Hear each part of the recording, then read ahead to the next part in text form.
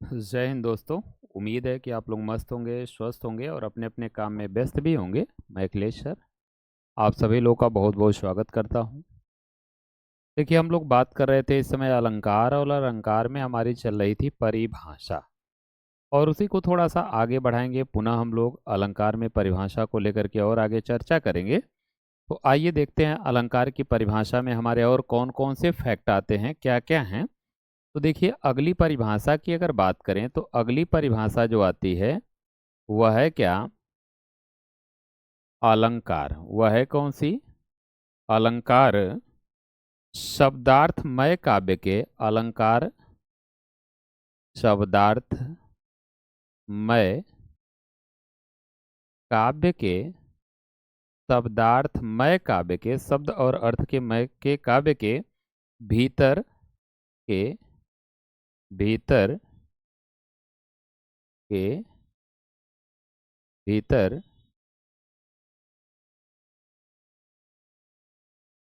के भीतर अस्थिर धर्म है, के भीतर अस्थिर अस्थिर धर्म है। कहता है अस्थिर धर्म है। ये केवल शोभा बढ़ाने वाले तत्व हैं। ये केवल शोभा बढ़ाने वाले, शोभा बढ़ाने वाले, बढ़ाने वाले तत्व हैं। ये केवल शोभा बढ़ाने वाले क्या हैं? तत्व हैं। अलंकार काव्य की शोभा उसी तरह बढ़ा देते हैं, अलंकार काव्य की शोभा, काव्य की शोभा उसी तरह बढ़ा देते हैं, उसी तरह बढ़ा देते हैं, उसी तरह बढ़ा देते हैं जिस प्रकार बढ़ा देते हैं, जिस प्रकार शरीर की शोभा, शरीर की शोभा आभूषण बढ़ाते हैं, शरीर की शोभा आभूषण बढ़ाते, ठीक है, शरीर की शोभा आभूषण बढ़ाते हैं। ये कहा किसने? परिभाषा की अगर बात करें तो यह परिभाषा आचार्य विश्वनाथ ने दिया है। किसने दिया है भैया? आचार्य विश्वनाथ ने दिया है, ठीक ना। और इनको थोड़ा सा हम लोग समझ लेते हैं कि इसके कहने का आशय क्या है, इसके फैक्ट क्या क्या हैं। ये कह रहा है कि अलंकार जो होता है शब्द अर्थ से युक्त काव्य के भीतर अस्थिर एक प्रकार का धर्म होता है। मतलब अस्थिर इसलिए कहा गया क्योंकि ये बदलता रहता है। ये केवल शोभा बढ़ाने वाले तत्व होते हैं। इनका काम है शोभा बढ़ाना, इनके साथ जुड़ेंगे इनकी, इनके साथ जुड़ेंगे इनकी शोभा बढ़ाएंगे। अलंकार काव्य की शोभा उसी तरह बढ़ा देते हैं जिस प्रकार शरीर की सुंदरता आभूषण बढ़ाते हैं, उसी प्रकार से यह भी क्या करते हैं? अलंकार की शोभा या सुंदरता को बढ़ा देते हैं, ठीक है। आगे बढ़ते हैं। अगला पॉइंट, अलंकार रहित कविता, अलंकार रहित कविता विधवा के समान है, विधवा के समान है, विधवा के समान है। ये किसने बताया है? अगर इसकी बात की जाए तो ध्यान रखिएगा, यह परिभाषा अग्नि पुराण के अनुसार दी गई है। किसके अनुसार? अग्नि पुराण के अनुसार दी गई है, ठीक ना। यह सारी की सारी परिभाषाएं किसके आधार पर दी गई हैं? तो अग्नि पुराण में दी गई हैं।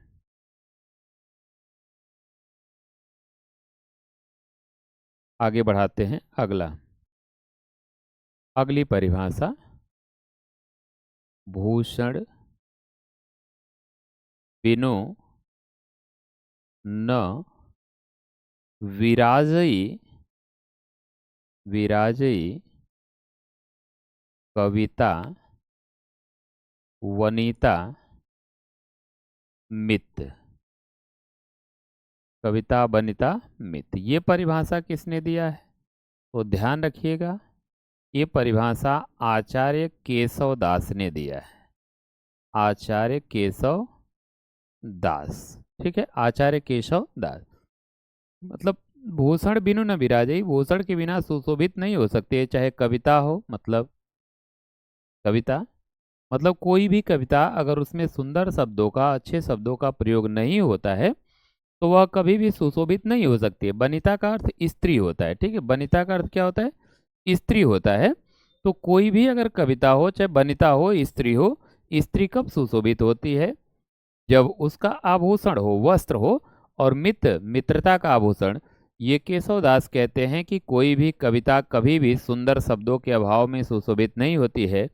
जिस तरह से वनिता वस्त्र के अभाव में सुशोभित नहीं होती है, जिस तरह से जो मित्र होता है विश्वास के अभाव में हमारी मित्रता सुशोभित नहीं होती है, ठीक है।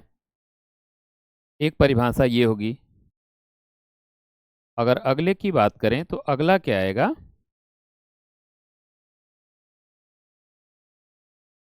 अगला काव्य की शोभा, काव्य की शोभा बढ़ाने वाले शब्द या तत्व अलंकार कहलाते हैं। अलंकार कहलाते हैं। ये परिभाषा दिया किसने है? तो ध्यान रखेंगे, आचार्य दंडी ने दे रखा है। किसने दिया है भैया? आचार्य दंडी के अनुसार है ये वाली, ठीक है। आचार्य दंडी ने ये परिभाषा दिया था। आगे बढ़ेंगे और अगले की बात करेंगे।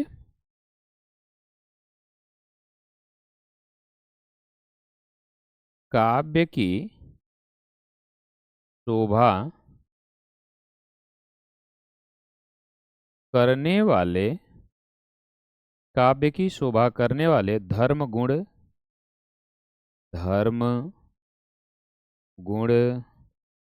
तथा उनकी तथा उनकी अधिकता तथा उनकी अधिकता अलंकार है। उनकी अधिकता अलंकार है।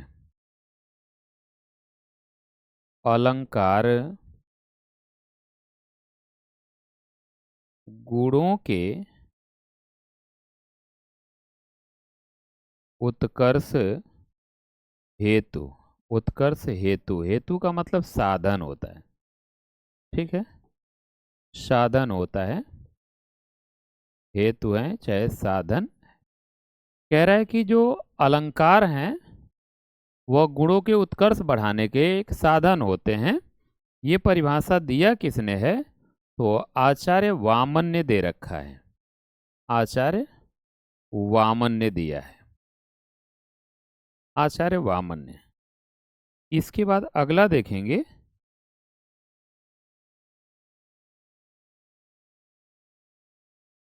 जिस तरह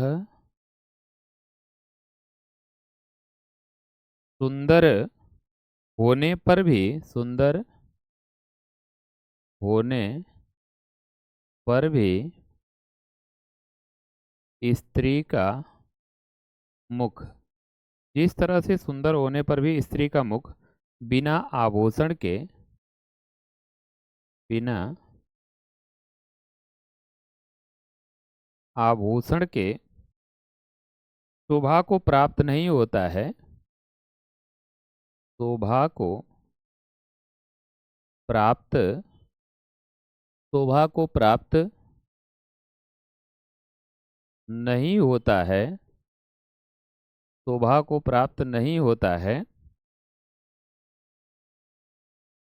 उसी तरह काव्य भी, उसी तरह काव्य भी उसी तरह काव्य भी बिना बिना अलंकारों के बिना अलंकारों के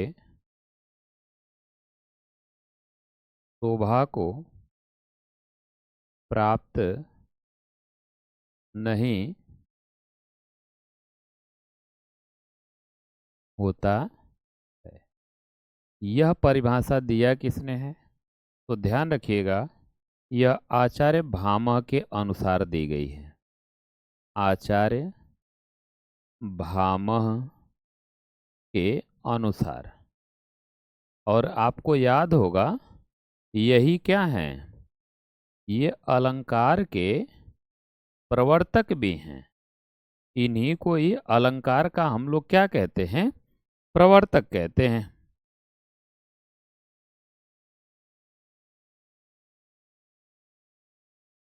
अब अगला, ये अज्ञात रहेगा। जो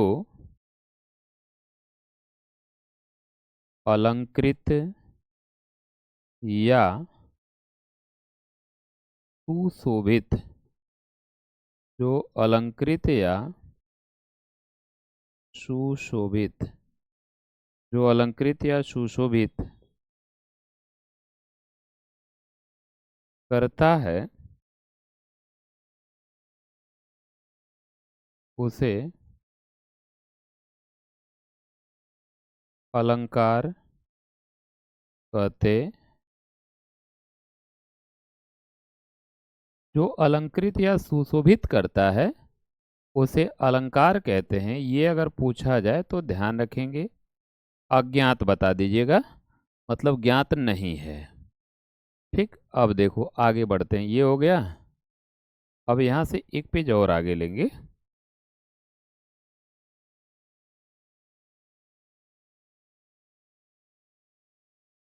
काव्य की शोभा, काव्य की शोभा पढ़ाने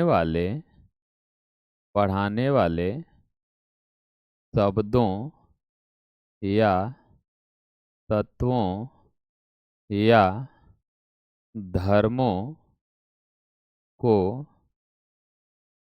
अलंकार कहते। ये भी पूछे तो क्या बताइएगा? अज्ञात बता देना। अगली पॉइंट, जिसके द्वारा अलंकृत या सुशोभित किया जाए, जिसके द्वारा अलंकृत या सुशोभित किया जाए।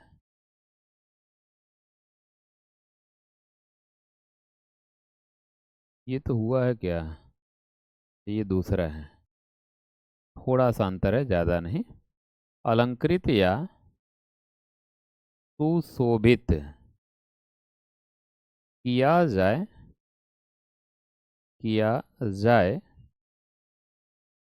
उसे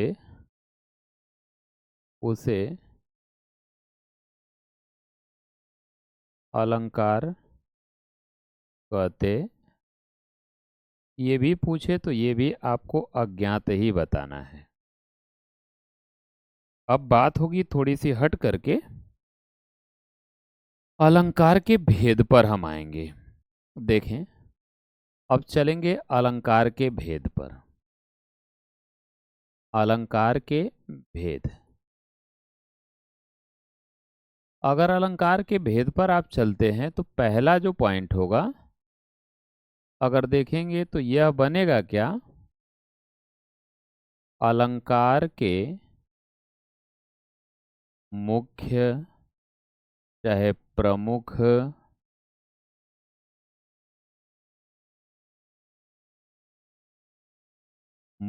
प्रमुख चाहे मूल भेद। पूछे कितना होता है तो 2 होता है। कौन कौन सा होता है अगर पूछे? तो पहले का नाम होता है शब्दा अलंकार, ठीक।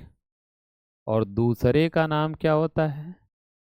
तो अर्था अलंकार होता है, अर्था अलंकार होता है।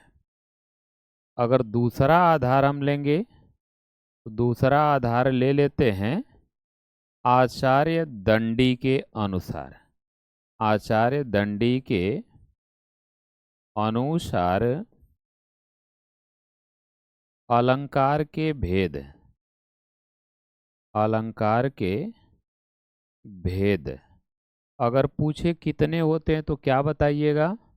दो बताइएगा। इनके अनुसार भी, इन्होंने भी दो ही माना है। एक का नाम क्या होता है? तो शब्दा अलंकार होता है, ठीक। और दूसरा इन्होंने क्या माना है? तो ध्यान रखिएगा, दूसरा इन्होंने अर्था अलंकार माना है। दूसरा कौन सा है? तो अर्था अलंकार है। इन्होंने भी यही स्वीकार किया है, शब्दा अलंकार और अर्था अलंकार, ठीक ना। शब्दा अलंकार और अर्था अलंकार इन्होंने भी यही स्वीकार किया है, दूसरा नहीं किया।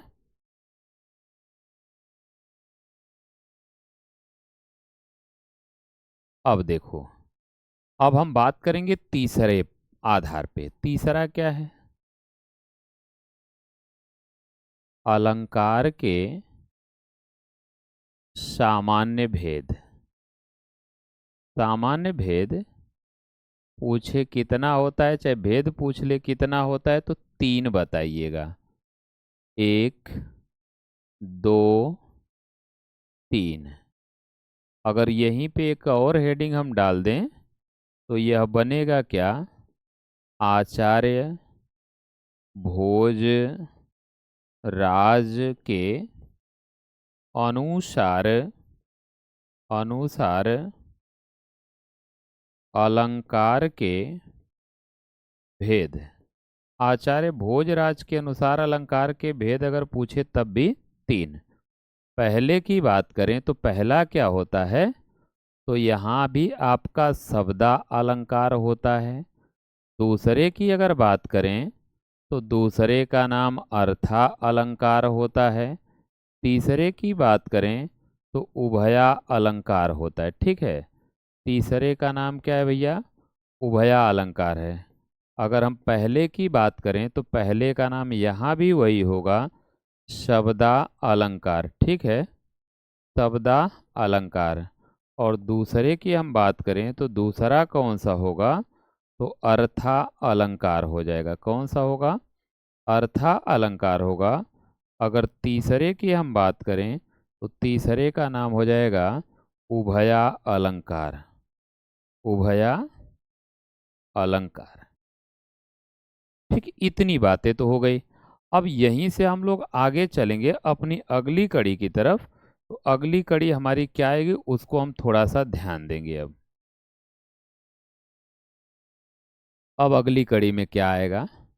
तो सबसे पहले लिखा जाएगा आपका शब्दा अलंकार, शब्दा अलंकार। अब यहाँ से हम लोगों की चीजें समझने और समझाने वाली आनी शुरू होंगी, तो हम इसी पर अब चर्चा करेंगे, ठीक है। शब्दा अलंकार, देखिए परिभाषा क्या कहती है कि जहाँ काव्य या साहित्य में, काव्य या साहित्य में, जहाँ काव्य या साहित्य में शब्द के द्वारा, शब्द के द्वारा चमत्कार उत्पन्न होता है, चमत्कार उत्पन्न होता है, उसे, उसे शब्दा अलंकार कहते हैं, उसे शब्दा अलंकार कहते, शब्दा अलंकार कहते हैं। शब्दा अलंकार शब्द पर आधारित होता है,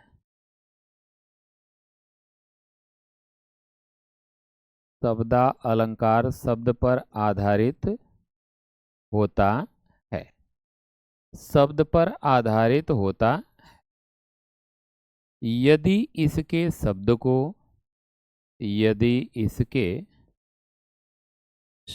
को परिवर्तित कर दिया जाए तो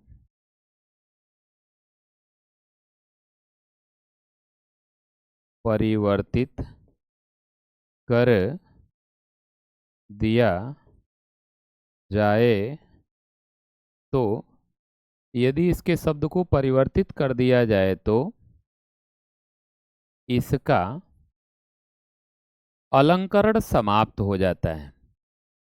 इसका अलंकरण समाप्त हो जाता है। इसका अलंकार ही पूरा समाप्त हो जाएगा। कह रहा है कि जहां काव्य या साहित्य में शब्द के द्वारा चमत्कार उत्पन्न होता है उसे हम शब्दा अलंकार कहते हैं। और जो शब्दा अलंकार होता है ये पूरी तरह शब्द पर आधारित होता है। यदि इसके शब्दों को हम बदल दें, मतलब उसके स्थान पे हम पर्यायवाची रख देंगे, तो ऐसी स्थिति में वह गलत हो जाएगा। ठीक है, ऐसी स्थिति में उसको क्या बताइएगा कि ये गलत हो गया है। जैसे न समझ में आए तो हमने अगर लिखा जैसे शेष, चलो जैसे से एक उदाहरण से स्पष्ट कर देता हूं। जैसे शेष, गणेश, दिनेश, महेश, सुरेश, सहू। शेष, गणेश, महेश, दिनेश, सुरेश, सहू जाहि निरंतर गावें। हमने अगर लिखा तो यहाँ कौन सा सवर्ण की आवृत्ति है। सवर्ण की क्या है? आवृत्ति है, जिसके कारण इसमें क्या होगा? अनुप्रास हो जाएगा। जिसके कारण अनुप्रास हो जाएगा। अब यहाँ पर थोड़ा सा हम बातों को समझेंगे। अगर यहीं पर शेष की जगह हम बात करें तो शेष नाग किसका? शेष साई, शेष नाग पर शयन करने वाले। तो अगर शेष की जगह हम फणी लिख देते हैं, मान लो फणीस हमने लिख दिया, ठीक है, फणीस लिख दिया, और गणेश की जगह पे मान लीजिए हमने लंबोदर लिख दिया, समझिएगा, लंबोदर लिख दिया। और मान लीजिए दिनेश की जगह हमने सूर्य लिख दिया, और महेश की जगह मान लो हमने शिव लिख दिया। हमने क्या लिख दिया? शिव शब्द को लिख दिया, ठीक है, शिव। और सुरेशहूँ की जगह मान लो हमने इंद्रहूँ लिख दिया, इंद्रहूँ। जाहि निरंतर गावे, जाहि निरंतर माने क्या होता है? लगातार होता है, लगातार गावें। अगर आपने इसी को ऐसे लिख दिया तो देख लीजिए ऐसी स्थिति में इसका अलंकरण क्या हो गया? समाप्त हो गया। अर्थ नहीं बदला है, अर्थ तो जस का तस है ना, अर्थ तो जस का तस है, अर्थ नहीं बदला, लेकिन इसका पूरा अलंकरण ही तहस का नहस हो गया, क्योंकि हमने केवल शब्दों के साथ छेड़खानी किया। अगर हम शब्द को बदलेंगे तो ऐसी स्थिति में यह पूरा पूरा हमारा क्या होगा? अलंकरण ही समाप्त हो जाएगा। ठीक है, ऐसी स्थिति में हमारा अलंकरण पूरी तरह से क्या होगा? समाप्त हो जाएगा। क्लियर है? यहाँ तक चीजें समझ में आई?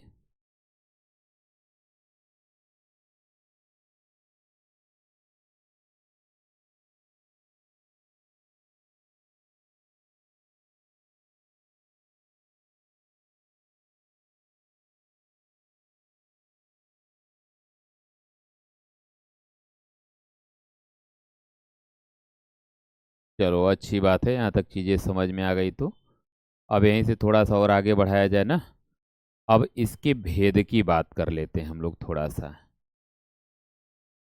चलो अब हम बात करेंगे शब्दा अलंकार के भेद। शब्दा अलंकार के भेद,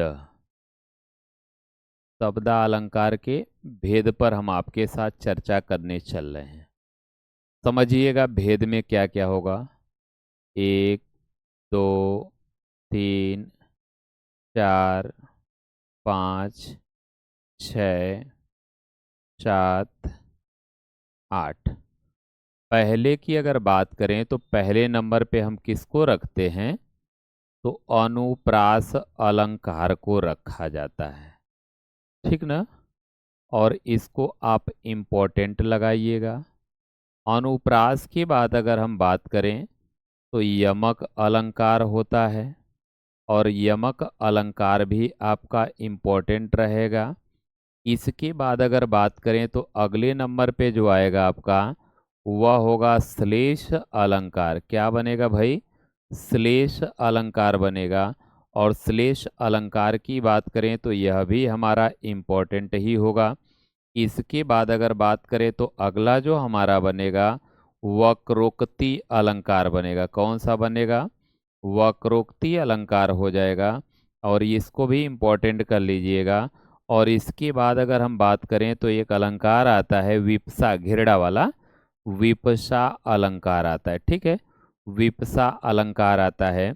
इसके अलावा अगर हम बात करें तो एक आता है पुनरुक्ति प्रकाश। कुछ लोग ये दोनों को एक ही मानते हैं और कुछ विद्वानों ने अलग अलग माना है, ठीक है। तो पुनरुक्ति प्रकाश अलंकार हो जाएगा, पुनरुक्ति प्रकाश अलंकार हो जाएगा। और एक की अगर हम बात करें तो एक होगा पुनरुक्ति, पुनरुक्ति वदाभास, वदाभास, पुनरुक्ति वदाभास अलंकार हो जाएगा, पुनरुक्ति वदाभास। और एक की अगर हम बात करें तो एक आपका हो जाएगा चित्र अलंकार। एक ठो यो अलंकार होता है चित्र अलंकार। तो ये होते हैं आपके शब्दा के अंतर्गत, ठीक है। इतने जो हैं हमारे आपके क्या हैं भाई? शब्दा के अंतर्गत आते हैं, ठीक है। इतने को हम किस में गिनते हैं? शब्दा के अंतर्गत गिना जाता है। अब थोड़ी सी बात कर लेंगे अनुप्रास के भेद की तरफ चल करके। तो अगर आपसे अनुप्रास की भेद की बात कर ले तो ध्यान रखना अनुप्रास के कुल कितने भेद बताए गए हैं। तो के अगर भेद की बात करेंगे तो ये टोटल 5 भेद हैं। अनुप्रास के कुल कितने भेद होते हैं? 5 भेद होते हैं। मुख्य 4 बताइएगा, ठीक है। पहले की बात करें तो पहले का नाम क्या है? तो छेकानुप्रास अलंकार है, ठीक है। छेकानुप्रास अलंकार है। पहले के अगर नाम की हम बात करें तो छेकानुप्रास अलंकार। दूसरे की बात करें तो दूसरे का नाम वृत्यनुप्रास होता है, वृत्या नहीं होता है, ध्यान रखिएगा। वृत्यनुप्रास अलंकार होता है, ठीक है। वृत्यनुप्रास अलंकार होता है। और इसके बाद अगर देखेंगे तो अगले का जो नाम आएगा वो श्रुत्या नहीं होता है, क्या होता है? श्रुत्यनुप्रास अलंकार होता है, ठीक है। श्रुत्यनुप्रास अलंकार होता है, श्रुत्यनुप्रास अलंकार हो जाएगा। इसके बाद अगर देखेंगे तो अगले का जो नाम आता है वह लाटानुप्रास अलंकार आता है, ठीक है। लाटानुप्रास अलंकार होता है, लाटानुप्रास अलंकार होता है। और इसके बाद अगर बात करें तो अगले का जो नाम होता है वह होता है अंत्यानुप्रास, अंत्यानुप्रास अलंकार होता है, अंत्यानुप्रास अलंकार होता है, ठीक। अगर इसकी हम बात करें तो ये 2 पार्ट में होता है। एक का नाम अभंग श्लेष होता है, ठीक है। एक का नाम अभंग श्लेष होता है और दूसरे का नाम क्या होता है? सभंग श्लेष होता है, सभंग श्लेष अलंकार, ठीक है। सभंग श्लेष अलंकार हो जाएगा। और एक का नाम अभंग श्लेष अलंकार होता है। मतलब अभंग मतलब जो बिना तोड़े ही बता दे, और सभंग का मतलब तोड़ करके निकाला जाएगा। और इसमें देखेंगे इसके भी 2 पार्ट होते हैं। एक का नाम तो काकु वक्रोक्ति होता है, काकु वक्रोक्ति, काकु वक्रोक्ति अलंकार हो जाएगा, ठीक है। और दूसरे का नाम की बात करें काकु वक्रोक्ति, और एक श्लेष वक्रोक्ति होता है, श्लेष वक्रोक्ति, अलंकार हो जाएगा।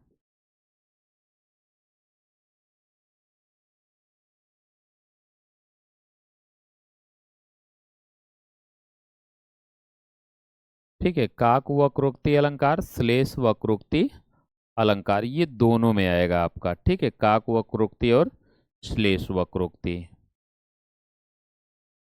इतनी चीजें हैं। अब यहां से हम बढ़ाएंगे पहले अलंकार की तरफ। ठीक है, पहला अलंकार देखते हैं, जिसका नाम क्या रहेगा? अनुप्रास अलंकार।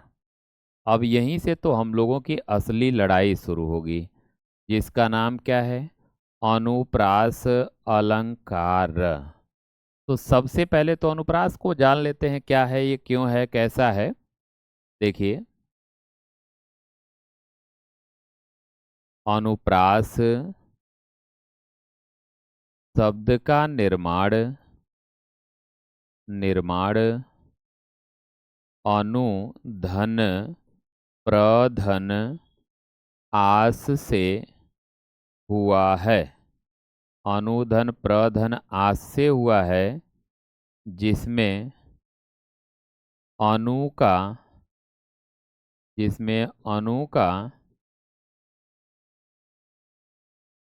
शाब्दिक अर्थ पीछे या बाद में प्र का अर्थ प्रकृष्ट रूप से या नियम पूर्वक, प्रकृष्ट रूप से या नियम पूर्वक, तथा आस का अर्थ बैठाना या रखना होता है। इस प्रकार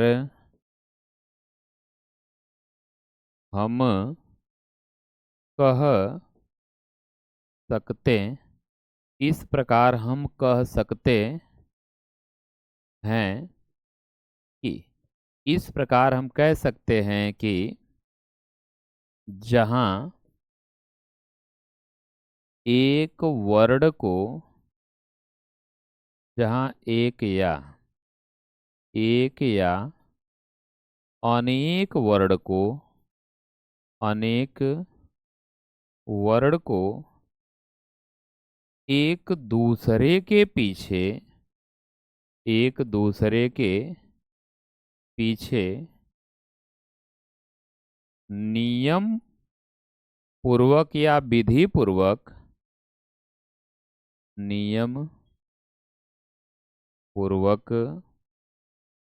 या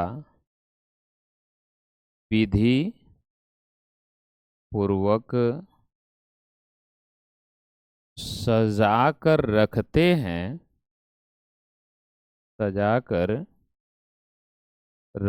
हैं, उसे नहीं, वहाँ अनुप्रास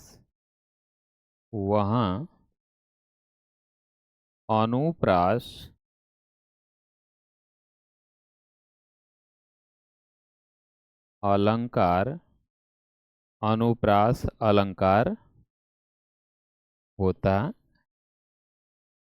वहाँ अनुप्रास अलंकार होता है। ठीक, या ऐसे भी कह सकते हैं कि वर्णों की आवृत्ति माने दोहराव होता है। वर्णों की आवृत्ति को अनुप्रास अलंकार कहते। वर्णों की आवृत्ति को अनुप्रास अलंकार कहते हैं। जैसे कि हम बात कर लेते हैं, तरनी,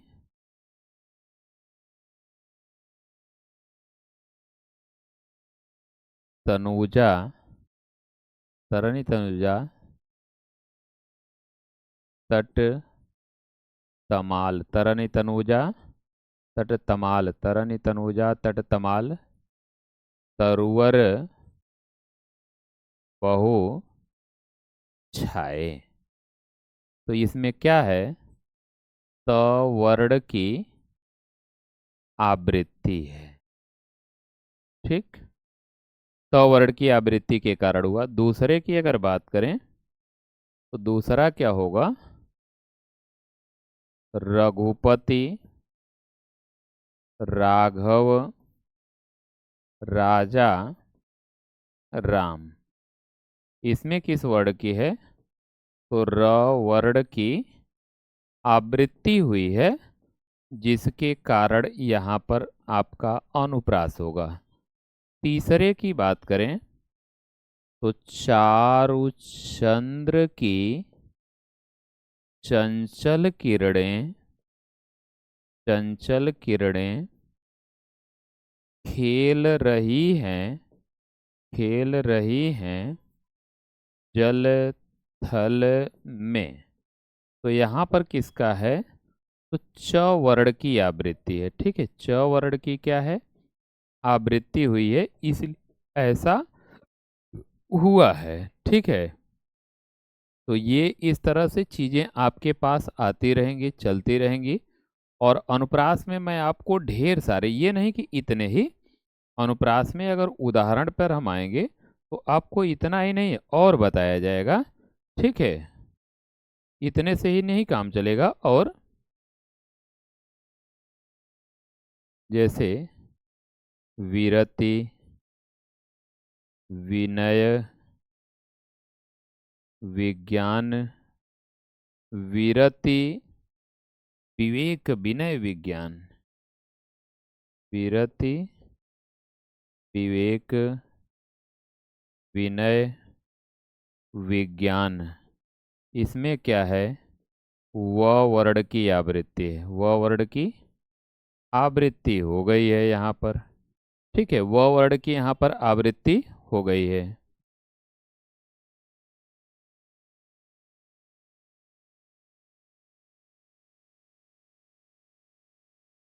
भगवान भक्तों की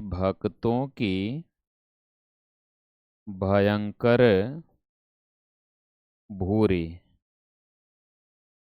भगवान भक्तों की भयंकर भूरी भीति को भगाइए। भयंकर भूरी, भीति माने डर होता है, भीति को भगाइए। तो इसमें किस वर्ण की है, भ वर्ण की आवृत्ति है। ठीक है, भ वर्ण की आवृत्ति है। तो अब ये अनुप्रास का मूल तो हो गया, लेकिन अब अनुप्रास के जो 5 भेद हैं उनको हम बच्चा अगले लेक्चर में बताएंगे। तो आज के लिए मैं यहीं तक चाहता हूँ। ठीक है, फिर आपसे अगले लेक्चर में मुलाकात करेंगे अनुप्रास के भेदों को लेकर के। जय हिंद।